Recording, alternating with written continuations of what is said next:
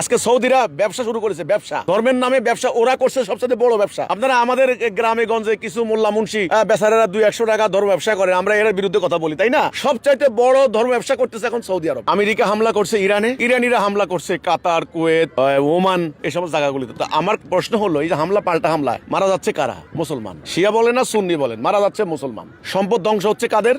মুসলমানদের। নগর সভ্যতা আপনার কুয়েতের বলেন আর আপনার হলো এই বাগদাদের বলেন আর তেহরানের বলেন, মসজিদ, মাদ্রাসা, নগর সভ্যতা, বন্দর ধ্বংস হচ্ছে কার? মুসলমান। মাটির নিচের তেল ধ্বংস হচ্ছে কাদের? মুসলমানদের। আমেরিকাও তেল মারে, ইরানের তেল ধ্বংস করে দিচ্ছে, ইরানওয়ালারাও সৌদি আরবের তেল ধ্বংস করে দিচ্ছে। মুসলমানদের সম্পদ ধ্বংস হচ্ছে ভাই, ওদের কিছুই হচ্ছে না। ওরা মধ্যপ্রাচ্যে যেই যুদ্ধ এ পর্যন্ত করেছে, এটার ক্ষতিপূরণ মুসলমানদের থেকে আদায় করে নেবে। এরা ওদের কিছু হবে না, এটা আল্লাহর শাস্তি। এইভাবে যুদ্ধ করতে করতে এরা বিনাশ হয়ে যাবে, বিনাশ হতে হবে। কারণ ওখানে প্রচুর অহংকার জন্ম নিয়েছে, অহংকার, শিয়া সুন্নির অহংকার। রাসূল শিয়াও ছিলেন না, সুন্নিও ছিলেন না, শিয়া সুন্নির অহংকার জন্ম নিয়েছে। আল্লাহর ঘর কাবাঘর, সারা মুসলিম বিশ্ব সেই কাবাঘর তওয়াফ করবে, ঐক্যবদ্ধ থাকবে। আজকে সেই ঐক্যের চেতনা নাই। আজকে সৌদিরা ব্যবসা শুরু করেছে, ব্যবসা ধর্মের নামে ব্যবসা ওরা করছে সবচেয়ে বড় ব্যবসা। আপনারা আমাদের গ্রামে গঞ্জে কিছু মোল্লা মুন্সি বেচারারা 200-100 টাকা ধর্ম ব্যবসা করে, আমরা এর বিরুদ্ধে কথা বলি, তাই না? সবচাইতে বড় ধর্ম ব্যবসা করতেছে এখন সৌদি আরব। তো কাজেই এখন ধ্বংস ছাড়া কোনো উপায় না। আপনি বলে এর পরিণতি কি? এর পরিণতি হলো মুসলমান আরো ফকির হবে, মুসলমান আরো উদ্বাস্তু হবে,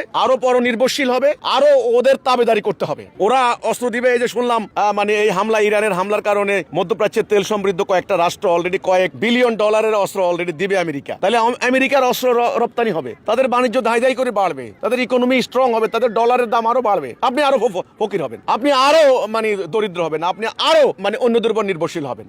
এই জন্যই তো আল্লাহ তাআলা বলছেন মুসলমান মারামারি করা হারাম। কারণ এখন তো আমরা এক জাতি নাই। আমি বারবার এই কথাটা বলছি, এক জাতি হওয়ার জন্য একটা উপাদান লাগে, এটা হলো আল্লাহর হুকুম, ওটা নাই। একজন নেতা লাগে, ওটা নাই। আল্লাহর আইন মানতে হয়, ওটা নাই। কাজে আল্লাহর সংজ্ঞা মোতাবেক এরা মোমেন না, মুসলিম না, উম্মতে মুহাম্মদী না। এরা হলো বিক্ষিপ্ত, বিচ্ছিন্ন, পথভ্রষ্ট, নানান ফেরকা মাযহাবে বিভক্ত, নতজানু, শিরিক কুফরে নিমজ্জিত একটা পথহারা জনগোষ্ঠী। এরা মুসলমানের সংজ্ঞায় পড়ে না, সোজা কথা। এখন নিজেরা দেখবেন, আমাদের বাংলাদেশে দেখেন হাসিনা যখন পালাইলো, দেখেন আমি একটা উদাহরণ দিচ্ছি, হাসিনা যখন পালাইলো, আচ্ছা বাংলাদেশের সম্পদ একদল আরেক দল ধ্বংস করছে না? রাষ্ট্রের সম্পদ, ফ্লাইওভারে আগুন দিছে, মেট্রো রেলে আগুন দিছে, টেলিভিশন সেন্টারে আগুন দিছে, দলীয় নেতা কর্মীদের বাড়িতে হামলা চালাইছে, লুটপাট করছে, মানুষ মারছে, মাছের ঘেল লুট করছে, ইন্ডাস্ট্রি, এই যে গাজী টায়ার, পুরা ইন্ডাস্ট্রি ফ্যাক্টরি লুট করে আগুন লাগাই দিচ্ছে। কারা? এই একদল আরেক দল, এরা মুসলমান। তো কাজেই এটা আল্লাহর লানত, আল্লাহর শাস্তি। এখন মুসলমানদেরকে ঐক্যবদ্ধ হওয়া ছাড়া এই শাস্তি থেকে কেউ বাঁচাতে পারবে না।